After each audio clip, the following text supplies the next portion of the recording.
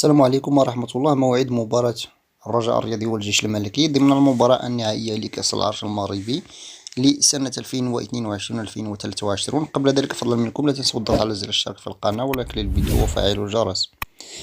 موعد مباراة الرجاء الرياضي والجيش الملكي ضمن المباراة النهائية لكأس العرش يوم الاثنين المقبل بملعب أكادير الدولي.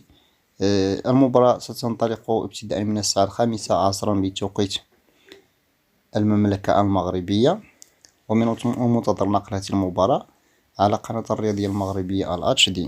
لتذكر فريق الرجاء تأهل إلى المباراة النهائية على حساب فريق مولودية وجدة ب4 أهداف مقابل 3، فيما الجيش الملكي تأهل على حساب نادي المغرب الفاسي ب2 هدفين مقابل لا شيء.